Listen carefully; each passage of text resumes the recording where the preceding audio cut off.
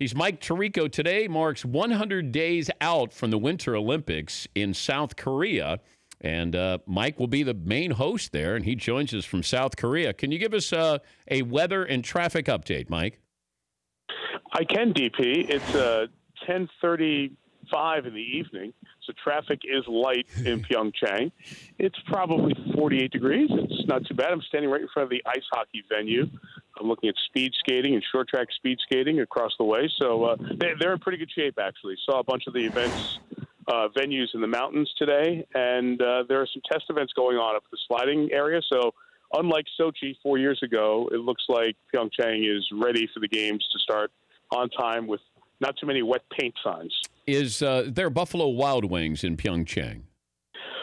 I have not seen one. However, in the Seoul airport, first thing we saw, Krispy Kreme donuts. I kid you not.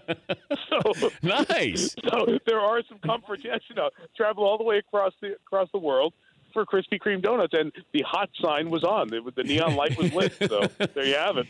Are you able to watch American sports over there?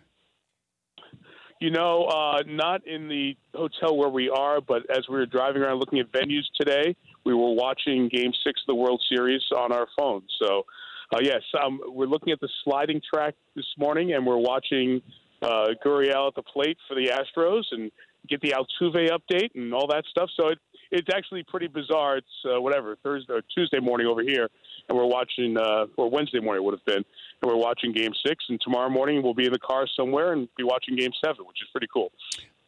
What do you want to hit on as far as sports-wise? Do you want to do Olympics, or do you want to do some of the other things? Anything that's a hot-button item for you?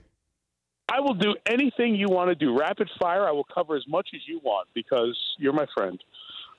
If you're a fan and you don't have a particular rooting interest, who are you rooting for tonight, Dodgers or Astros? A little bit of me says Astros. Let's see the team that hasn't won it win it. Have that moment. Obviously, Houston's gone through a very tough couple of months. We understand LA and the Dodgers. It's been so long and all of that. But if you're a neutral fan, I think perhaps the Houston story and to see a franchise win and get that first one up there. Notre Dame, Notre Dame's number 3 in the college football committee rankings there. You're calling the Notre Dame game. They lost to Georgia at home, which has turned out to be a good loss because Georgia's number 1. But how good is this Notre Dame team considering what they have ahead of them? It's one of those, Dan, every week you're saying, okay, this is a test, and they pass it. I think when I saw the standings come out last night for you, this morning for us over here in Korea, when I saw North Carolina State, USC, teams that Notre Dame just dismantled back-to-back weeks, and they're still in the top 20 of the rankings based on what they've done, their season's body of work. That ensures for me that this is a very good Notre Dame team. They run it. Their offensive line's very good. Josh Adams having a great year at running back. Story is defense. Mike Elko, the defensive coordinator, came over from Wake Forest. He's done a really good job with these players, and they're forcing turnovers, getting the offense off the field, back on the field, getting the opposing offense off the field. So I think they are legit. Now, anybody can lose. It's still a quarter of the season to go, or a third of the season. It's November. But I think they do everything you need to do to sustain against the best teams in the country, and we saw that in the Georgia game. Do you think Notre Dame still has that cachet that if it comes down to Notre Dame or Oklahoma or Notre Dame or TCU or Wisconsin, Notre Dame is going to get the nod because it's Notre Dame and it's better for TV?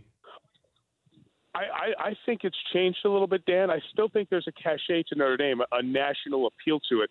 But I think because conferences have become so powerful, it changes the calculus of all this. But let's just play this out. I know people have done this, but Alabama and Georgia are clearly 1 and 2, and they play an unbelievable 1-point game for the ages in the SEC title game. You're going to say, well, they're 2 of the best 4 teams. They go. Notre Dame's 11 and 1. They're going to go. That would mean that only one of the Big 10, Big 12, ACC, or Pac-12 champs would go, leaving 3 of the 5 big stakeholders out. That just shows you what a poor system they've set up, and that would be the great test to see if Notre Dame still has that cachet and the independence of the people making this decision. He's Mike Tirico joining us from South Korea. We're 100 days out until the start of the Olympics. Give people an idea that you're moving into a pretty big chair, maybe the greatest sportscaster of our time, and Bob Costas. You're now the host of the Olympics. The pressure you feel, the preparation that you're going to have to go through in the next 100 days is what? The preparation, I'm trying to do a little bit every week. I'm not trying to hold this till January and start cramming. I'm trying to do some every week, which is a little more challenging doing a football game every week and working with you on Sunday nights on the studio end of football night. So it's something I had to commit to. Okay, you know what? We're going to take 3 hours and go through speed skating. Take 3 hours and go through biathlon and those other things each week. So it's not January 8th and I'm starting from the very beginning. The pressure part, I'll be honest with you, of course you're going to be compared. Everybody who does anything now is compared by everyone to the last person who just did it. Yeah. And to be compared, as you said, to somebody who is as good as it will ever get in that chair and on TV, that's fine. I'm comfortable enough that I've done TV long enough to bring my own set of sensibilities. And I had advice from Bob and from Al Michaels and from you when I did the daytime stuff a couple of years ago. Take it a segment at a time. Yeah. And you can't forecast 18 nights away. So we'll take it one night at a time and figure it out. And at the end of the day, we are wearing makeup and talking about sports, aren't we? Wait, you're wearing makeup?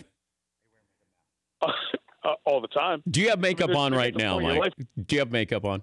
Well, I do, but not for this hit. I did not get a powdered touch-up for this hit. I can say that, but we've been doing today's show in affiliates from around the country. However, when I do this show on a regular basis, when I'm at home, I will go reach for some powder just for comfort. I like that. The new American stars that people can keep an eye on for the Winter Olympics will be who?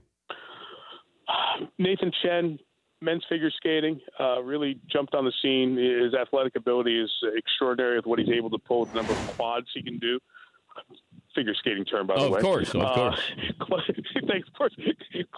Chloe Kim with snowboarding. She was good enough, but too young to compete 4 years ago in Sochi.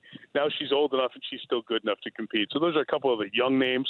But you know what'll move the meter? Lindsey Vonn, Michaela Schifrin, Shaun White. Can they come back and do it again? I think there's that always cool mix of old and new that makes the Olympics something that stays fun games after games. When do you fly back? I fly back Thursday night and then head to South Bend. Not direct, by the way. You cannot go from Pyeongchang to South Bend direct. And then we have Notre Dame Wake on Saturday and then head to Miami. And I get to talk to you on Sunday at 7:03 when we talk to you, Tony and Rodney. The highlight of my week. Well, safe travels, and we'll talk to you on Sunday night. You guys, DP. Thank you, bud. All right, that's Mike Tirico. For more Dan Patrick Show, tune to Audience Channel 239 on DirecTV or download the Dan Patrick Show app.